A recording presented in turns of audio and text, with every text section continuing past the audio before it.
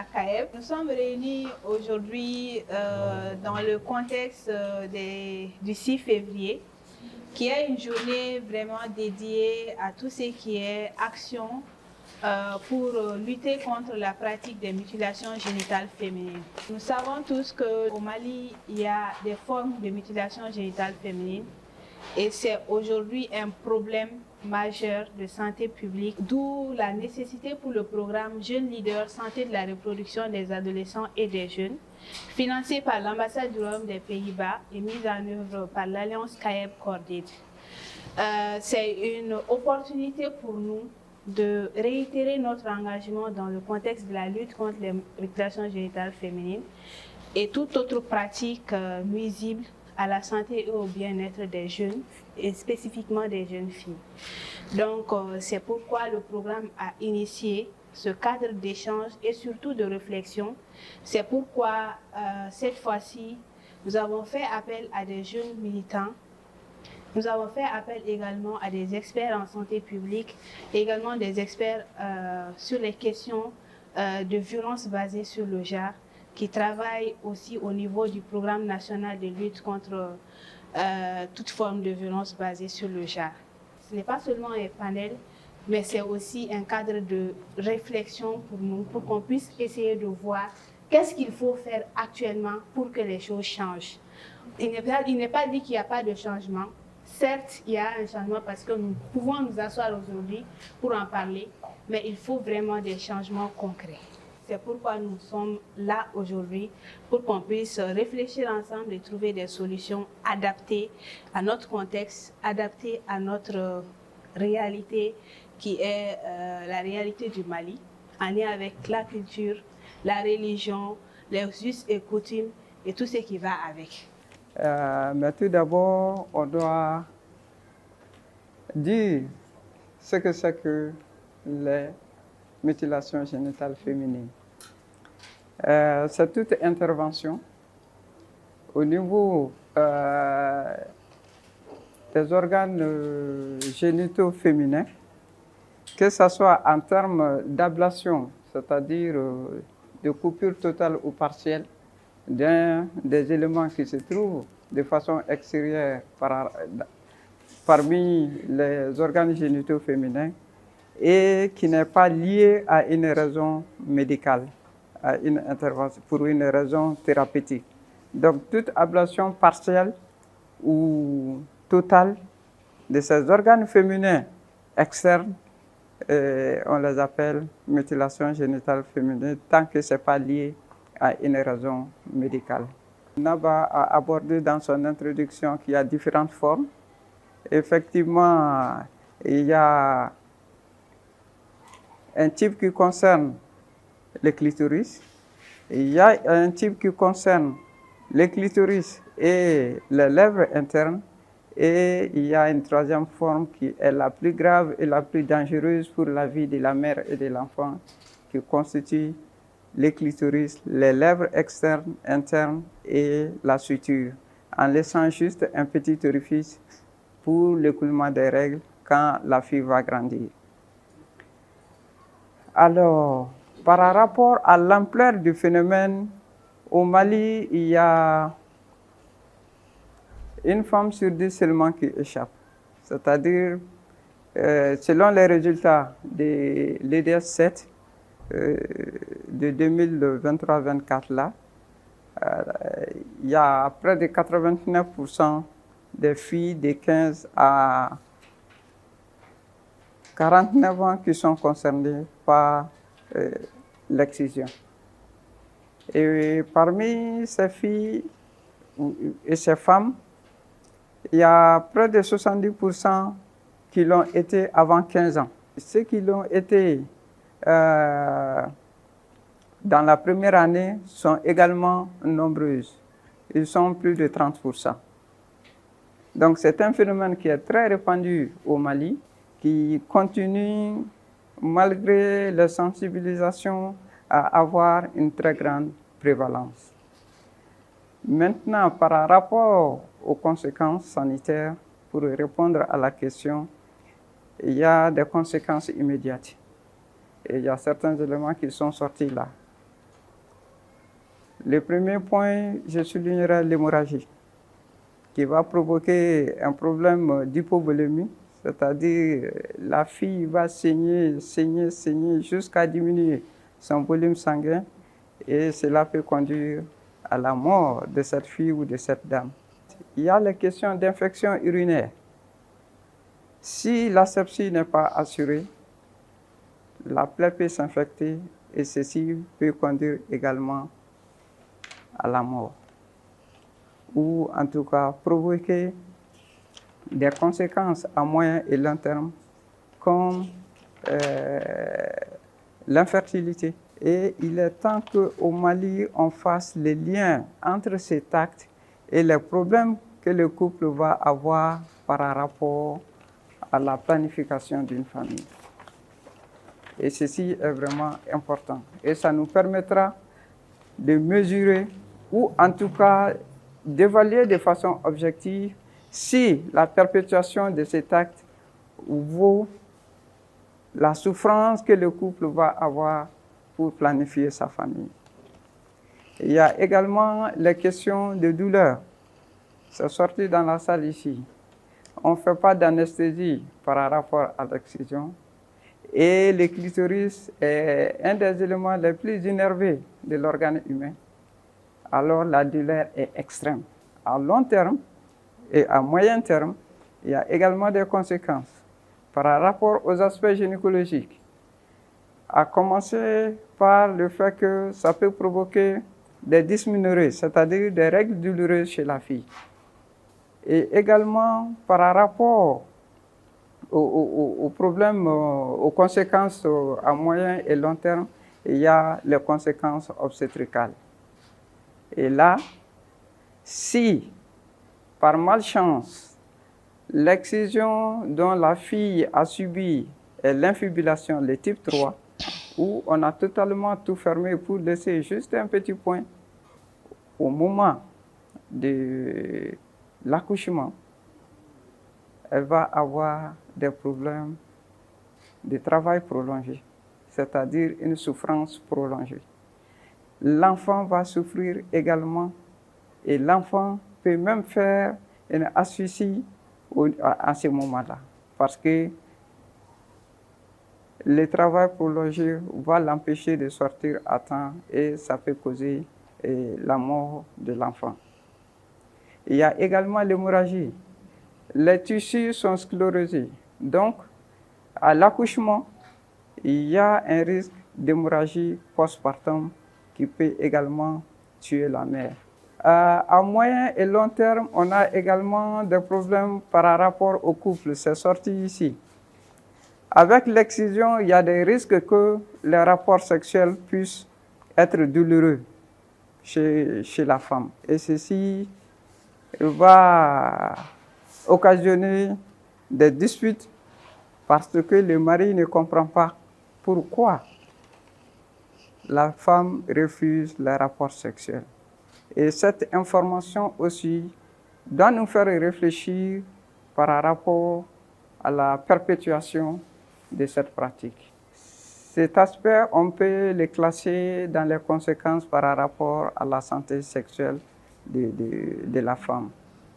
Et également, le fait que quand il y a l'infibulation, au moment du mariage, ce soit les tantes à la maison qui vont prendre une lame pour déchirer ce qu'ils ont cousu et immédiatement demander la consommation du mariage. Permettez-moi le terme, je pense que c'est criminel, parce que ça occasionne une souffrance extrême.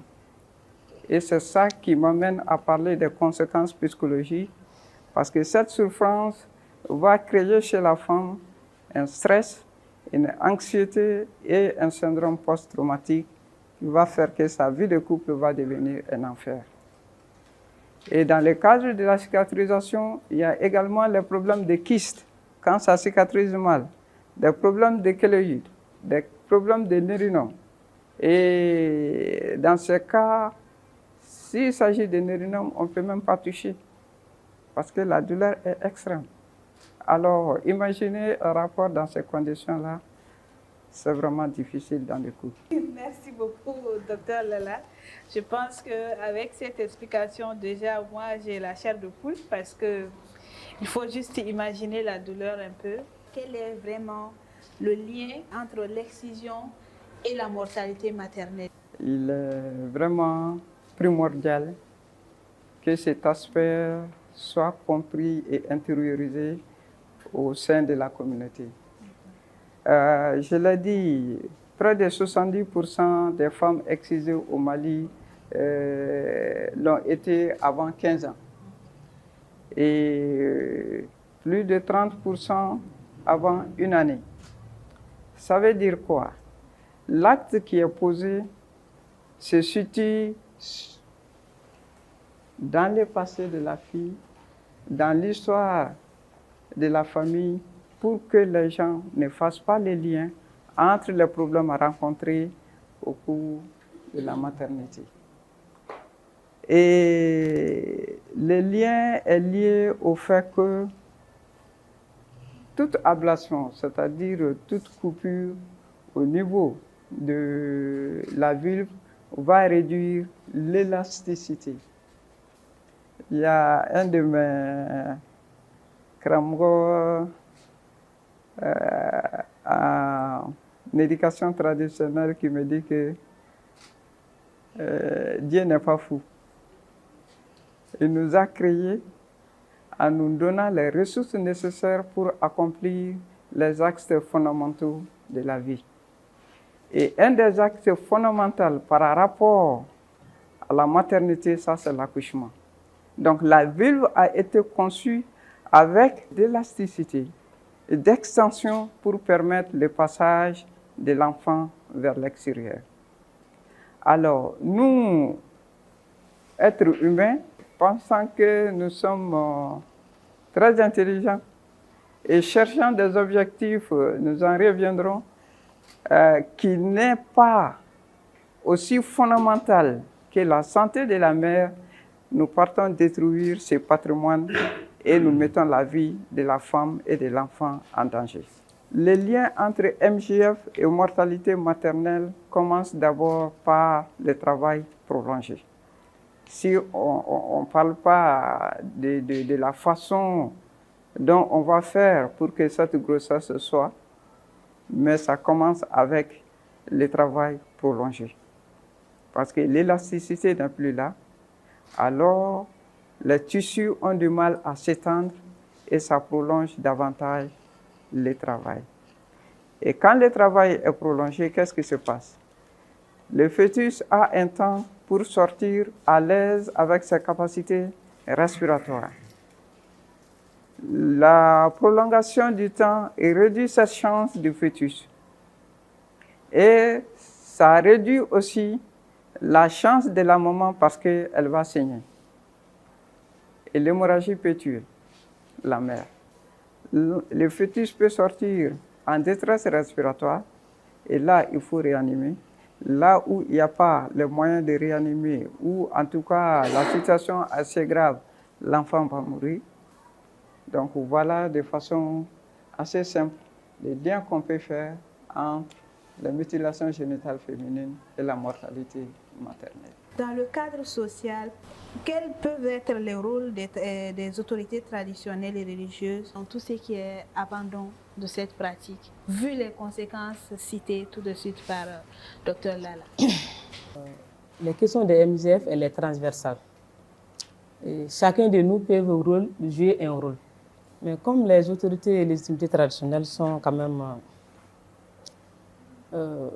les répondants aussi de la communauté, leur premier rôle, c'est d'abord veiller d'abord à la santé de leur communauté. Ils devraient avoir des informations d'abord. Parce que c'est à nous d'aller vers ces leaders-là pour aller les informer des conséquences qu'on vient de toujours élater. Maintenant, s'ils sont bien informés, ces leaders peuvent amener leur communauté à abandonner, en signant aussi des conventions publiques, puisque c'est des personnes qui sont bien écoutées dans leur communauté. C'est eux aussi qui prennent des décisions importantes aussi dans la communauté. Et leurs influences aussi est très grande, là il faut le dire. Donc ils peuvent amener à signer des conventions publiques de l'abandon des MGF dans leur communauté. Ils peuvent accompagner les victimes, les femmes qui sont victimes, qui n'ont pas quand même été échappées de la pratique et qui ont des conséquences. Ces leaders aussi peuvent les accompagner vers les services compétents. Ils peuvent aussi les orienter en cas de problème social, par exemple, on en a parlé, des disputes dans les couples. Et ces mêmes leaders aussi peuvent aussi être, comment dirais-je, des relais. S'ils ont bien compris, ils peuvent être nos messagers dans nos communautés pour parler de ces questions. Puisque souvent, il y a certaines questions, si tout le monde en parle, et que la personne qui est mieux écoutée dans la communauté n'en parle pas, ça n'aura pas beaucoup d'effet, ça n'aura pas aussi beaucoup de poids, plus que parce que c'est un leader qui est là. Imaginez un chef de village qui parle des questions de décision. Ça sera facile pour nous, acteurs, d'aller en parler dans cette communauté, plus qu'un chef qui ne veut pas en parler de ces questions dans sa communauté. C'est la même chose pour un leader religieux, que ce soit chrétien ou musulman. Il faut que lui, il soit un peu informé de la situation pour pouvoir nous faciliter l'accès à sa communauté. Et ils peuvent nous accompagner dans nos activités de plaidoyer, dans nos activités de mobilisation sociale. Parce que quand tu viens dans une communauté et que tu veux en parler, il faut une mobilisation pour qu'on vienne t'écouter. Ces leaders aussi peuvent encourager, par exemple, et influencer un village voisin, par exemple. Si lui, il décide d'abandonner, il peut influencer un autre village voisin. Un leader peut voir dans sa communauté qu'est-ce qu'il peut faire pour les victimes, par exemple. Tout n'est pas que État, tout n'est pas que ONG. Ils peuvent avoir une ressource locale ce jeu pour accompagner ces femmes, ne serait-ce que peut-être dans les activités généralisées de revenus, par exemple en donnant un petit parcelle à ces femmes qui ont été victimes et qui ont été prises en charge de façon médicale. Quel peut être le rôle des jeunes leaders dans la communauté? Parce que, voyant notre thème, on veut vraiment briser la chaîne. Généralement, sur le terrain, on se dit tout le temps, bon, avec la vieille génération, c'est déjà mort. Allons-y vers les futures mères. Leur premier rôle, c'est d'informer et de sensibiliser les autres jeunes. Et les jeunes peuvent valoriser les filles non excisées, puisque l'une des raisons de la pratique de l'excision, quand même, il y a certains hommes qui refusent de marier les filles non excisées. Et les jeunes peuvent changer cette donne en valorisant les filles non excisées, en informant les pères et en sensibilisant aussi les pères. Les jeunes peuvent faire des plaidoyers et des mobilisations sociales au niveau de leur communauté. Et les jeunes peuvent dire non à certaines normes traditionnelles parce qu'ils ont accès à l'information, ils ont accès à l'éducation. C'est en s'informant et en s'éduquant qu'on va se rendre compte vraiment des conséquences néfastes de cette pratique qui est quand même négligée, peut-être dans la génération ancienne. Les jeunes peuvent décider de dire non. Nous, on va briser vraiment la chaîne et nous sommes d'accord que le monde international, on dit vraiment qu'il y a des conséquences qui sont néfastes pour la santé et nous, on décide de dire non. Parce que les jeunes peuvent dire non. Les jeunes aussi peuvent organiser des débats entre eux jeunes, entre pairs, que ce soit dans les écoles, que ce soit dans les universités, que ce soit dans les grains ou bien que ce soit sur le numérique, pour avoir parlé de ces questions entre eux. Ils peuvent prendre conscience entre eux sans vraiment passer par quand même les adultes. Et les jeunes aussi peuvent vraiment influencer. En fait, quand un enfant dit non, souvent, les parents peuvent, même s'ils sont d'accord pour la chose, peuvent aller chercher. Ça pousse aussi les parents aussi d'aller chercher pourquoi mon enfant ou bien pourquoi ma chère jeune fille a dit non à cette pratique.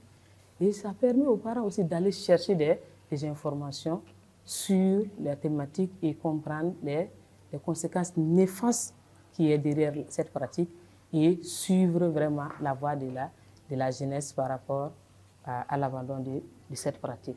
Il y a des activités de sensibilisation, il y a des activités de plaidoyer, il y a des stratégies avancées, mais le mal persiste toujours. Qu'est-ce qui fait que malgré tant de projets comme Djigia, malgré tant d'actions comme Djigia, malgré les commémorations du PNVBG chaque 6 février, le mal persiste toujours, même au niveau de Bamako? Les hommes ont un rôle à jouer dans cette lutte-là. Pendant tous ces temps que moi-même je suis dans le monde des ONG, quand on parle de ces problèmes d'excision et de mariage, beaucoup de gens disent que c'est l'affaire des femmes. Parce que c'est la petite fille qui est excisée, c'est la petite fille qui va contracter le mariage. Elle est là pendant la grossesse, c'est elle qui affronte la mort pendant l'accouchement et tout. Mais ce qui est important, et c'est que maintenant, après tout ce qu'on a essayé et tout ce qu'on est en train de faire, le mal persiste. Parce que pour moi, jusqu'à présent, les hommes n'ont pas joué leur rôle.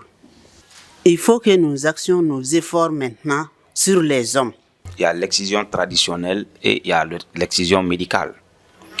Bien sûr, les praticiens le savent. C'est-à-dire quand la maman accouche d'une petite fille, tout de suite, vous allez voir que la maman part dire à la sage-femme ou bien à une praticienne d'exciser la fille avant même de l'amener à la maison. Ça se fait sans que le papa même ne le sache. Sur le programme, on a développé beaucoup de stratégies, y compris les formations avec les leaders religieux. Et dans cette même salle, plusieurs leaders religieux sont passés pour nous faire comprendre que l'excision n'a rien à voir avec la religion. C'est une pratique purement culturelle ou traditionnelle. Et il y a des zones du Mali où l'excision n'existe pas. Bien entendu, ce n'est pas partout. Donc, il faudrait que les gens comprennent la part des choses entre religion et tradition. C'est la tradition qui encourage l'excision, mais pas la religion. Donc, je pense que pour que cette pratique cesse, il faudrait vraiment associer les traditionalistes.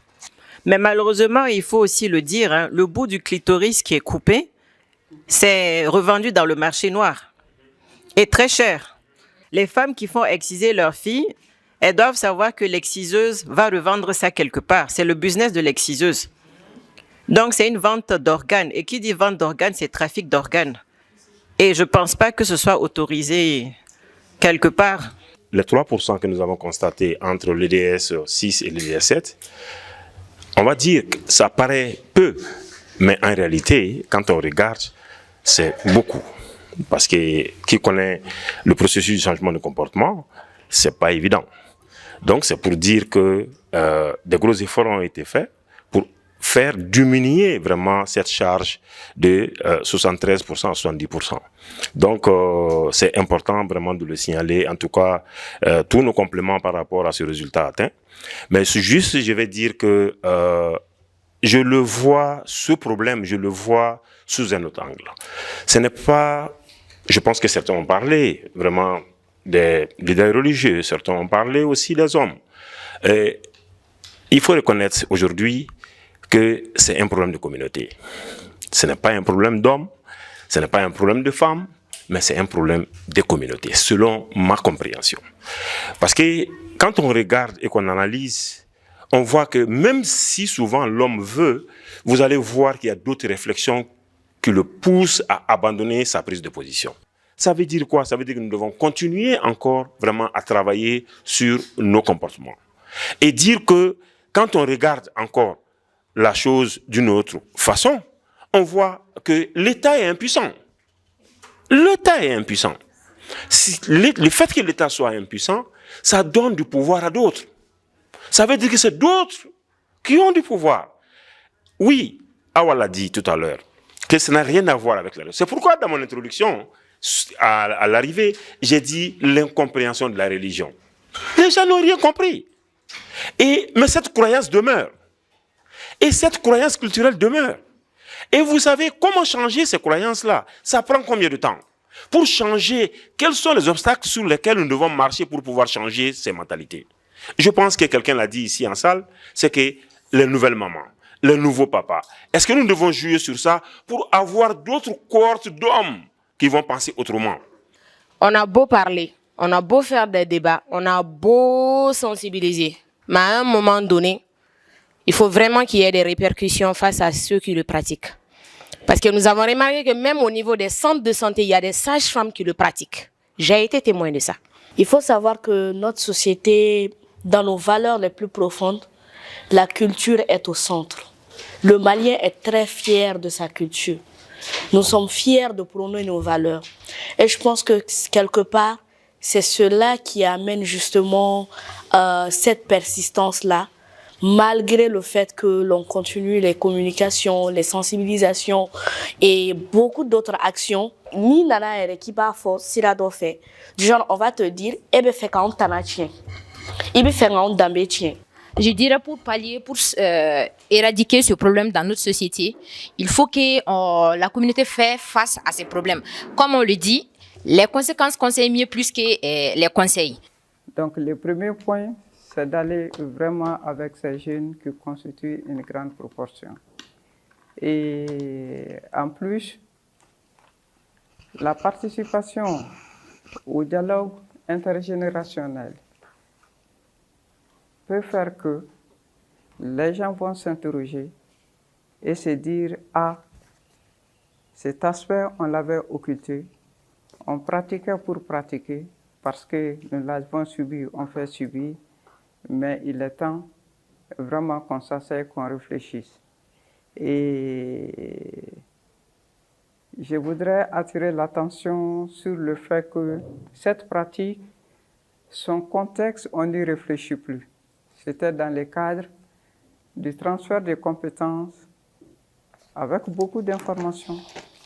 Et c'est à la fin de ce transfert de compétences, pour marquer le corps, qu'on passait par la question d'excision et de circoncision. Donc il est vraiment temps qu'on mette les choses dans leur contexte et qu'on fasse la mise à jour de ce qui se passe comme us et coutume afin d'être respectueux des droits humains de la grande majorité de la population, qui est l'accès à une bonne santé sexuelle et reproductive, et pouvant vraiment créer la joie en respectant l'intégrité corporelle, parce que ça va diminuer les problèmes à l'accouchement et permettre aux enfants de naître avec les meilleures chances de survie. Quand même, il faut toujours en parler. On ne peut pas se taire. Si on se tait, les gens croiront que c'est normal. La méconnaissance, vraiment des conséquences liées à cette pratique. Et certains le vivent matin, midi, soir, leurs conséquences, sans savoir qu'elles ont été causées par la pratique de l'excision. Et l'implication des hommes, elle est très importante. L'homme est le chef de famille chez nous au Mali. Et surtout, l'implication positive des hommes. Notre objectif, c'est d'avoir soit une loi spécifique contre cette pratique, ou bien peut-être dans la prochaine révision du code pénal, d'intégrer les actes de MGF. Merci beaucoup. Donc, ensemble, engageons-nous pour un Mali sans excision. On précise parce que c'est le cas qui est plus répandu au Mali. Oui. Donc, ensemble, on sonne. Ensemble, on sonne. Clap tout. Triplé.